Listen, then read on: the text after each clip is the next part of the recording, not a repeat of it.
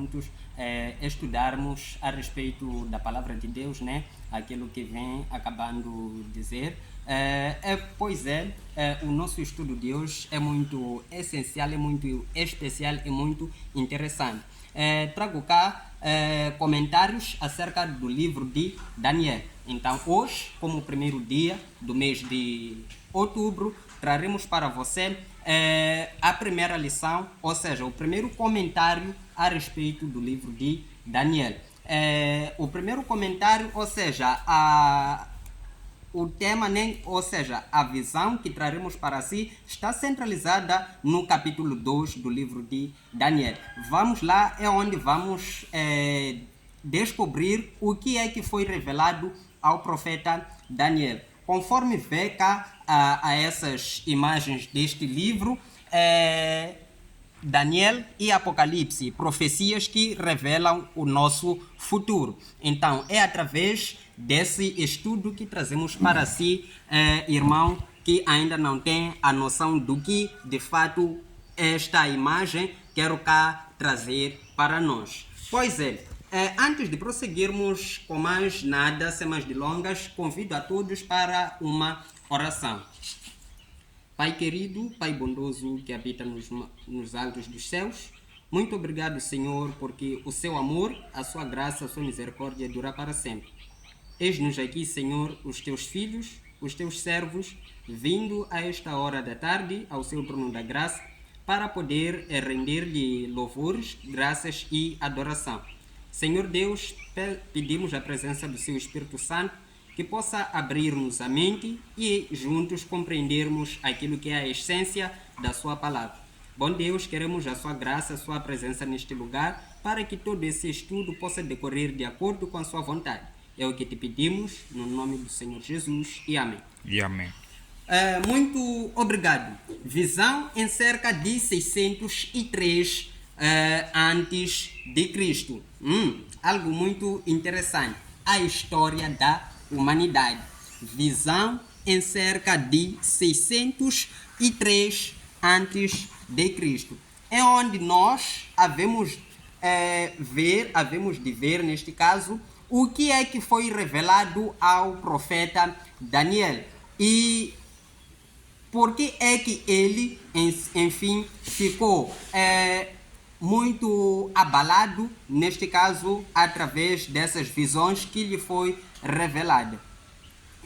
Dando seguimento ao nosso estudo, a história da humanidade é revelada desde cerca de 603 a.C. até ao fim dos reinos do mundo. Nós que vivemos no tempo da bomba atômica, podemos avaliar melhor do que qualquer outra geração passada. Isto é muito interessante. Aqui, o nosso escritor do livro Daniel e Apocalipse, profecias que revelam o nosso futuro. Neste caso, o seu autor, o autor deste livro, ele vem cá dizendo-nos aquilo que é mesmo essencial a respeito desse estudo. O Armando Rocha, neste caso, que é o autor deste livro, ele vem dizer o seguinte: podemos avaliar melhor do que qualquer outra geração passada. Que terrível é a vista desta estátua. Meu Deus! A terrível é a vista desta estátua. A estátua que está a ser referida está centralizada no capítulo 2. Esta é a vista, ou seja, esta é a estátua que está cá a ser revelada, que teve como um dos primeiros acontecimentos que Daniel presenciou. Com 156 infalíveis palavras, Deus nos revela a história dos reinos. Isto é muito interessante. Se voltamos um pouco para os tempos passados, encontramos algo muito interessante quando Deus ouve conselhos dos homens, ouviu conselhos, nesse caso, da sua criatura. Ouviu lá conselhos de Moisés, um dos profetas maiores, que até o dia de hoje não se levantou ninguém exatamente como este Moisés, de acordo com aquilo que é a palavra que Deus tem dito, que não se levantaria nenhum outro profeta maior como Moisés. E é o que nós encontramos. E então vemos já, neste caso, já o profeta Daniel cá a ser revelado também aquilo que irá acontecer com o povo eleito de Deus. É onde, através desses estudos, havemos de aprender como é a vida, como é a história do povo eleito de Deus. Continuando, Deus nos revela a história dos reinos do mundo, desde os dias de Daniel até ao seu fim. Não sabemos, porém, meus irmãos, qual será o fim da humanidade, mas tendo em consciência que o nosso mundo, o nosso fim está muito próximo. O Cristo está prestes a se fazer presente a esta terra. Continuando, a cabeça de ouro,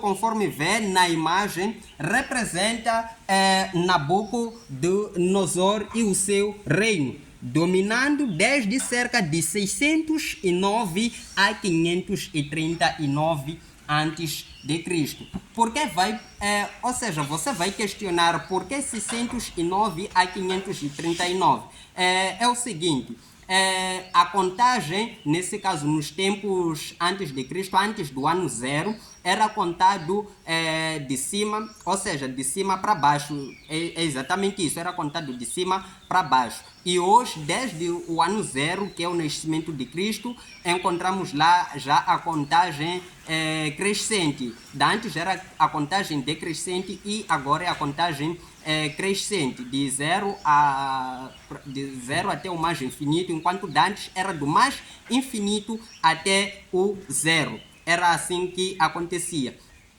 Então, a cabeça de ouro, conforme vocês veem aqui nesta imagem, representa o reinado de Nabucodonosor, que dominou desde os anos 609 a 539 a.C., por cerca de 70 anos.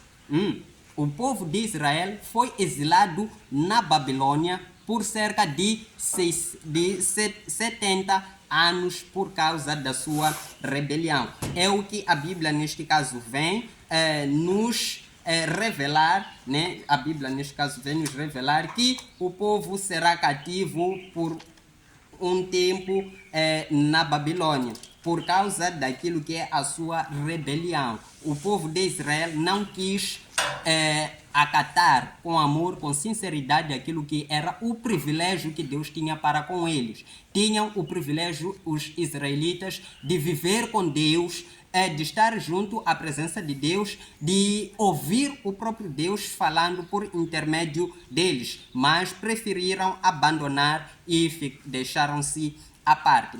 Em segundo lugar, depois da cabeça de ouro, encontramos peito e braços de prata. Isto este símbolo, ou seja, estes quatro símbolos vêm cá representar um segundo reino. Aí, como vocês veem a imagem, peito e braços de prata. Isto representa o reinado dos medos e dos persas, que dominaram sobre a terra, sobre o povo de Deus, desde cerca de 539 depois de Nabucodonosor, e terminou o seu reinado em 331, também antes de Cristo.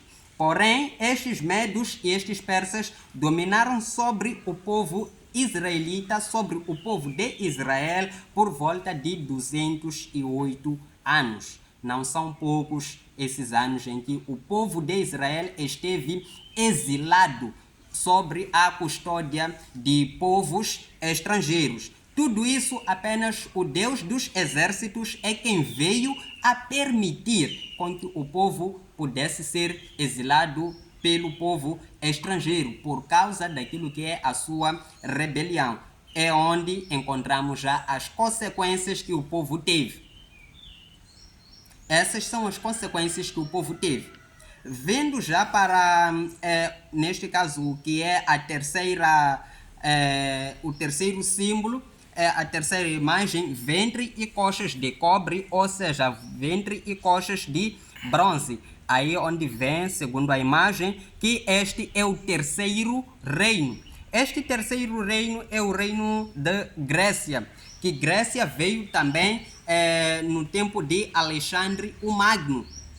Este foi um dos grandes reinos, um dos grandes reis também, depois de Nabucodonosor, sendo o primeiro em potência, vendo cá o segundo, neste caso que é o reino dos Médios e dos Persas, e o terceiro reino foi este Alexandre o Magno, que esta Grécia dominou sobre o povo de Deus durante 331 antes de Cristo a 168 antes de Cristo. Porém, o seu reinado durou 163 anos. Irmãos, não é pouco os anos em que o povo esteve exilado. Não é nada pouco. E por último, encontramos pernas de ferro ou seja, encontramos perna de ferro. Isto é o quarto reino. Este reino é o reino de Roma, cujo domínio começou em cerca de 168 a.C. e terminou em 476 AD. A palavra, ou seja, a sigla AD quer dizer depois de Cristo. Então, termina o reinado de Roma sobre o domínio do povo israelita em 476 depois de Cristo. É algo muito interessante. É onde também havemos de ver que esta Roma, ou seja, este Império Romano, dominou sobre o povo israelita por 644 anos. 644 anos. E olha, você já vai vir dizer que não, instrutor Matimbi, esses anos são totalmente poucos, mas nada disso. Você viver durante 644 anos sob custódia de um povo que não é seu, você ser dominado pelo povo estrangeiro, como encontramos bem tanto cá na nossa história nacional, que fomos dominados também por povos estrangeiros. Mas, deixando à parte, não estamos cá interessados em povos, ou seja, em povo nacional, mas sim estamos focalizados naquilo que é a essência do estudo da palavra de Deus. Que Deus ainda continue nos abençoando. E, por fim, encontramos pernas de ferro e pernas de barro. Aqui no último, onde encontramos estas pernas pisadas sobre um altar. Porém, estas pernas de ferro e estas pernas de barro vêm representar cá um reino dividido. Encontramos a divisão, neste caso, do Império Romano. Que este Império Romano, a sua divisão foi a partir de 476 depois de Cristo até ao seu fim. A profecia aponta para a divisão do Império Romano do Ocidente. Presta aí atenção. Esta divisão é apontada mais para o Império Romano do Ocidente, que este teve o seu início, ou seja, teve a sua divisão em 476 depois de Cristo. E há mais de 1500 anos permanece a Europa. Somos as mais recentes e firmes testemunhas, havendo presenciado todos os episódios das duas maiores guerras da humanidade. Porém, quando falo cá, né, quando leio cá, é de acordo com aquilo que está escrito nos comentários do Armando Rocha de Almeida, né? Ele que vem dizer, nos tempos do Armando Rocha Almeida, ele, né, e a sua geração, neste caso, são os que presenciaram as duas grandes, maiores guerras da humanidade. Não, porém, eu. Bom, eu ainda sou novo nesta geração, não tive lá totalmente a informação daquilo que eram os acontecimentos do passado, mas estamos mesmo centralizados para os acontecimentos do futuro. É o que está cá, é o que estamos cá, nesse caso, a estudar. Todos os episódios das duas maiores guerras da humanidade, de que a Europa permanecerá dividida. Embora fortes como o ferro, por outro lado, e fracos como o barro, por outro lado, jamais os reinos, as nações da Europa se uniram, conforme vocês veem na imagem novamente. Pernas de ferro e pernas de barro. Irmãos, aqui encontramos a união, neste caso, né? Encontramos a união. Quando diz pernas de ferro e pernas de barro, quer dizer a união. Então, a união dos impérios europeus, depois desta divisão, não se quer jamais, até o dia de hoje, que estou cá a transmitir essas informações para vocês, a Europa está unida. Jamais isso acontecerá, porque ferro e barro nunca se unem. Você pode construir a sua casa sobre uma rocha, e nessa rocha você sempre vai colocar lá ferros para poder aumentar, nesse caso, a firmeza dos seus pilares, mas nunca terá esta união de ferro e barro. Isso escreva, pois é real. Ou seja, ou jamais se unirão por meios de semente humana. Isto é, por meio de casamentos, porque o ferro e o barro não se misturam. É aquilo que vínhamos cá transmitindo para vocês.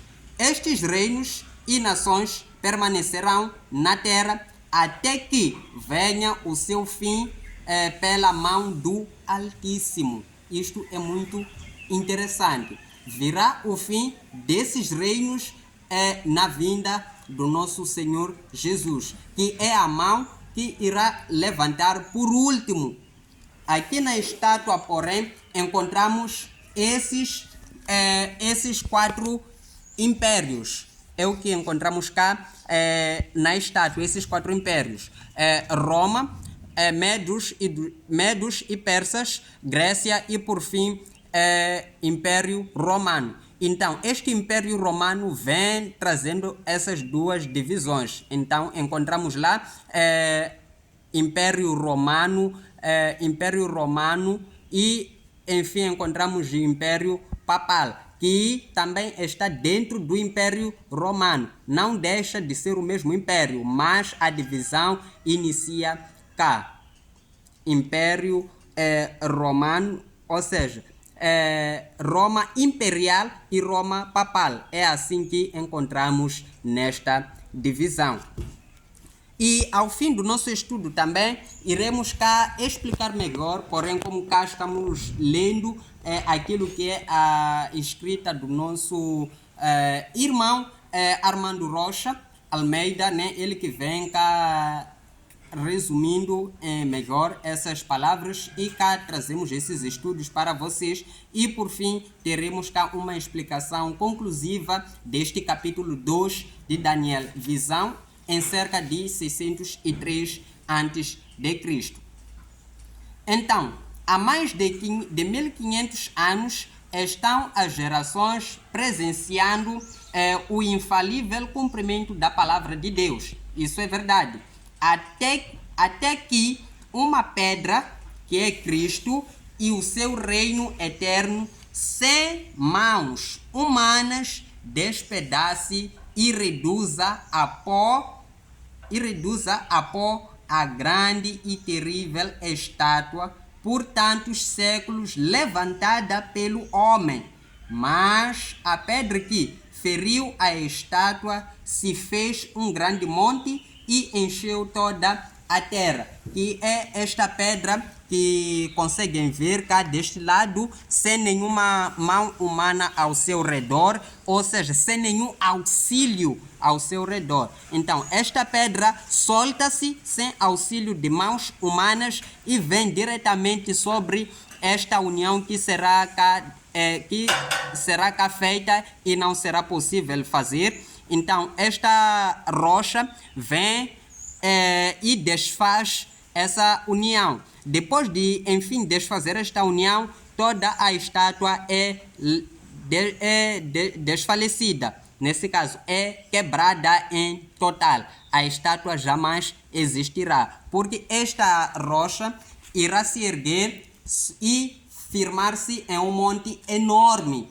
e o seu reino jamais será destruído. Porém, essa rocha é o reino de Cristo. É o Cristo e o seu reino eterno que vem para poder desfazer, tirar, neste caso, né? Tirar a parte o povo eleito de Deus das mãos dos romanos.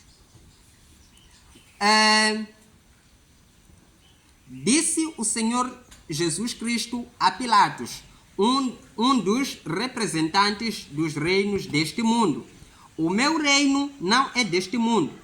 Ele é a pedra. Neste caso, o próprio Cristo é quem é a pedra. Então, o reino de Cristo não será neste mundo. É aquilo que ele uma vez falou a um dos representantes da terra, que era Pilatos, lá quando encontramos na passagem, isso tanto nos 4 evangelhos, encontramos esta afirmação de Jesus desde Mateus, Marcos, Lucas e João, quando ele está perante o Pilatos. Então o Pilatos, quando pergunta ao próprio Cristo: será que você é o rei dos judeus? Então ele diz: tu o dizes. Então quando ele afirma que tu o dizes, vem referir que de fato ele é o rei dos judeus. Então, pela sua segunda vinda, ele vem para poder levar os judeus, aqueles que até o dia de hoje permanecem firmes em Cristo Jesus até o dia da sua vinda. É aqui onde havemos de encontrar o livramento final do povo